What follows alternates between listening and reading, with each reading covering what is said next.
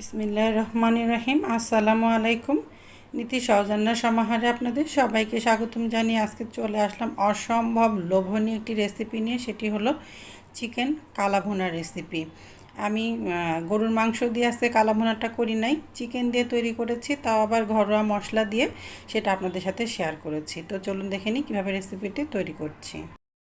তো এখানে আমি রাঁধুনি নিয়ে নিয়েছি। এই মশলাটার নাম রাঁধুনি। এটা আমি একটু হালকা করে ভেজে নিচ্ছি, চুলার জালটা মিডিয়াম লোতে দিয়ে। তো হালকা ভেজে নিয়েছি, এখন ব্লেন্ডারে গুঁড়া করে নিচ্ছি।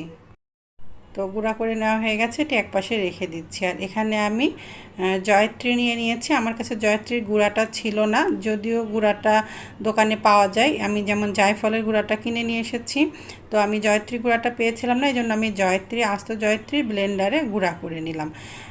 দোকানে বিভিন্ন রকম বড় সুপার শপে বা বড় মুদির দোকানে কিন্তু এই জায়ফলের গুঁড়া, জয়ত্রীর গুঁড়া আর রাঁধুনি গুঁড়া পাওয়া যায়। আপনারা কিন্তু খোঁজ করলেই পাবেন, সেটাও কিনে নিয়ে এসে ব্যবহার করতে পারেন। আর যদি সেগুলো না থাকে, বাড়িতে এভাবে গুঁড়া করে নিতে পারেন। তো এখানে আমি নিয়ে নিয়েছি একটি 1.5 কেজি ওজনের মুরগি। আমি নিয়ে নিয়েছি মুরগিটা পাখনা ফেলে দিয়ে যতটুকু আছে ততটুকু এখানে রয়েছে।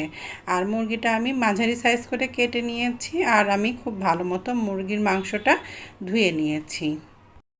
তো এখন এটা ম্যারিনেট করে নিব। এখানে আমি দিয়ে দিচ্ছি 3 টেবিল চামচ পরিমাণ আদা রসুন বাটা। আর দিয়ে দিচ্ছি এখানে আমি ঝালের গুঁড়া 1.5 চা চামচ পরিমাণ। যেহেতু আমি কালো গোলমরিচের গুঁড়াটা ব্যবহার করব, এই জন্য আমি ঝালের গুঁড়াটা একটু কম দিলাম। দিয়ে দিচ্ছি হলুদের গুঁড়া 1.5 চা চামচ পরিমাণ। আপনারা চাইলে কিন্তু ঝালের গুঁড়াটা কম বেশি করে দিতে পারেন মুখের স্বাদ অনুযায়ী। দিয়ে দিলাম 1 চা চামচ পরিমাণ ধনিয়া গুঁড়া। দিয়ে দিচ্ছি 1 চা চামচ পরিমাণ জিরা গুঁড়া। আরও এখানে দিয়ে দিচ্ছি আমি গরম মশলার গুঁড়া 1 চা চামচ পরিমাণ। আপনারা ঘরোয়া গরম মশলার গুঁড়াটাও দিতে পারেন, যদি ঘরে তৈরি গরম মশলার গুঁড়াটা না থাকে রাঁধুনি গরম মশলার গুঁড়াটাও দিতে পারেন। দিয়ে দিচ্ছি 1/4 চা চামচ পরিমাণ কালো গোলমরিচের গুঁড়া। এখন এখানে ব্যবহার করছি দোকান থেকে কিনে নিয়ে আসা জায়ফলের গুঁড়া 1/2 চা চামচ পরিমাণ।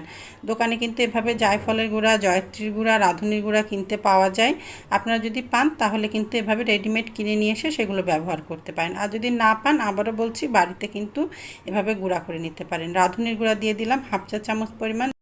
জয়ত্রীর গুঁড়া আমি দিয়ে দিলাম 1/2 চা চামচ পরিমাণ। মধ্যে আমি দিয়ে দিচ্ছি পরিমাণ মতো পেঁয়াজ কুচি বা 1 কাপ পরিমাণ পেঁয়াজ কুচি। এখন দিয়ে দিচ্ছি এর মধ্যে আমি একটি তারকা মৌরি, তবে যদি তারকা মৌরিটা আপনাদের ঘরে না থাকে তাহলে বাদ দিতে পারেন। দিয়ে দিচ্ছি এখানে আমি মিষ্টি জিরা 1/2 চা চামচ পরিমাণ। তারকা মৌরি, মিষ্টি জিরা এই দুটা যদি আপনাদের ঘরে না থাকে তাহলে বাদ দিতে পারেন। দিয়ে দিচ্ছি আমি 2টি দারচিনি, 4টি লবঙ্গ। আর দিয়ে দিচ্ছি 6টি এলাচ। দিয়ে দিচ্ছি এখানে আমি তেজপাতা 2টি। এখন এখানে আমি দিয়ে দিচ্ছি শুকনা মরিচ 6টি, আস্ত শুকনা মরিচ এখানে আমি দিয়ে দিয়েছি।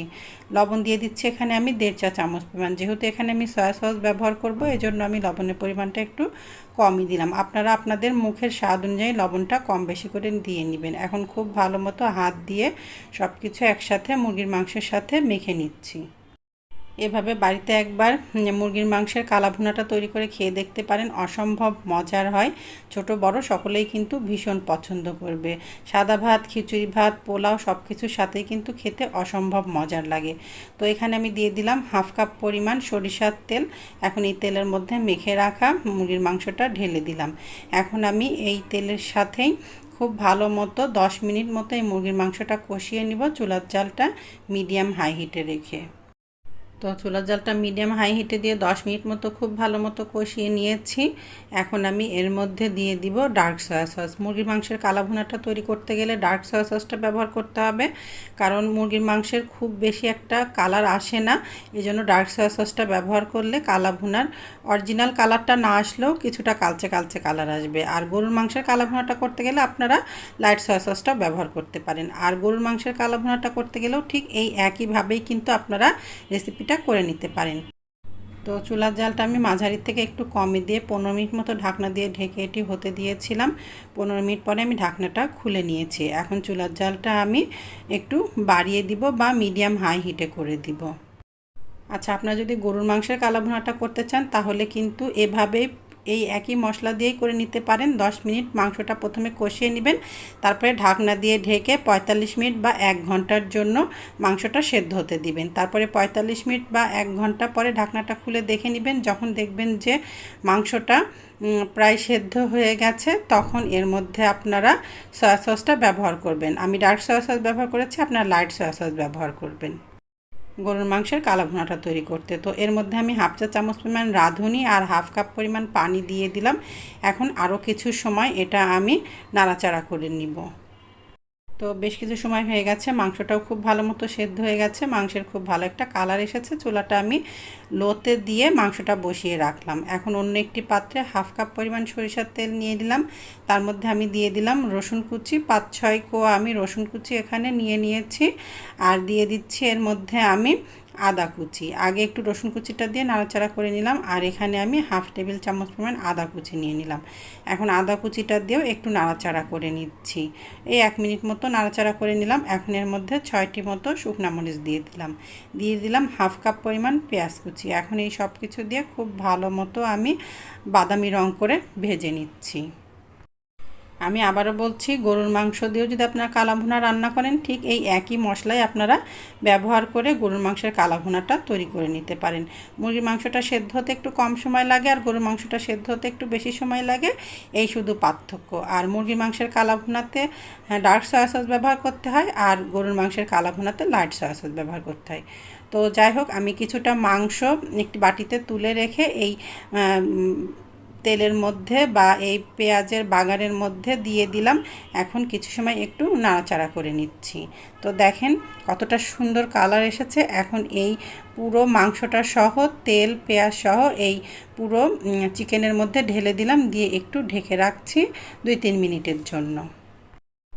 তো 2-3 মিনিট পরে আমি ঢাকনাটা খুলে নিয়েছি। আর চুলার জালটা কিন্তু লোতে ছিল, নতুবা কিন্তু তলার দিকটা পুড়ে যাবে। দেখেন কতটা সুন্দর লোভনীয় হয়েছে, দেখতেও লোভনীয়, খেতেও ভীষণ মজার। আপনারা বাড়িতে একবার হলেও তৈরি করে খেয়ে দেখতে পারেন।